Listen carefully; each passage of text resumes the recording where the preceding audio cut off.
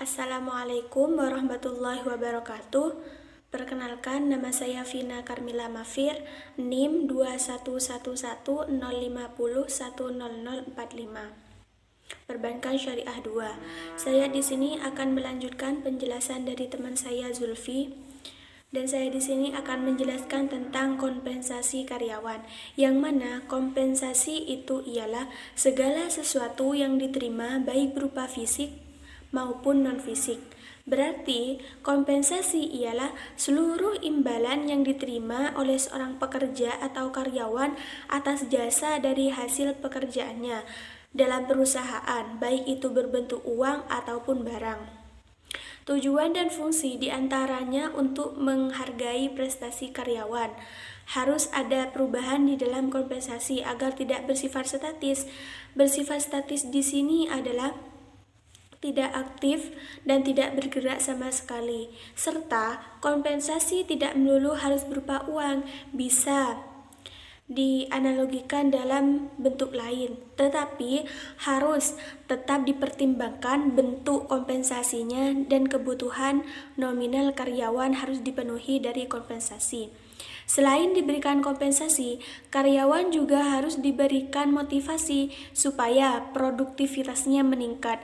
Sebab ada kalanya karyawan timbul rasa bosan dan jenuh dalam bekerja terus, semisal memberikan imbal kerja yang sepadan. Yang kedua yaitu memberi kesempatan karyawan yang ingin maju dan memiliki rencana masa depan yang baik. Yang ketiga, meminta karyawan untuk memberi saran dan pendapat dalam hal tertentu saja. Semisal memberikan hak untuk mengajukan saran atau pendapatnya mereka masing-masing. Yang keempat yaitu memberikan peningkatan loyalitas bersama. Loyalitas di sini maksudnya tindakan yang menunjukkan dukungan dan keputusan yang konstan kepada perusahaan tempat mereka bekerja. Yang kedua yaitu hubungan industrial. Dalam Undang-Undang Ketatanegaraan Nomor 13 Tahun 2003 Pasal 16 disebutkan bahwa hubungan industrial adalah sistem hubungan yang terbentuk antara para pelaku dalam proses produksi barang atau jasa yang terdiri dari unsur pengusaha, pekerja atau buruh, dan pemerintah, didasarkan pada nilai-nilai Pancasila dan Undang-Undang 1945. Pihak-pihak yang terkait di dalam hubungan ini adalah pekerja, pengusaha, dan pemerintah. Dalam proses produksi, pihak yang secara fisik atau secara langsung adalah pekerja atau buruh dan pengusaha, sedangkan pemerintah terlibat dalam hal tertentu saja. Dalam hubungan industrial ini mengatur perjanjian kerja antar perusahaan dengan karyawan dalam mengelola sumber daya manusia.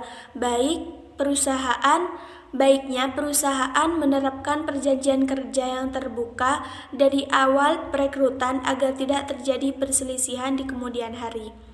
Tujuan yang ingin dicapai dari hubungan industrial ini adalah terciptanya suatu kondisi industrial peace atau kondisi kesejahteraan bersama antara pekerja dan pengusaha.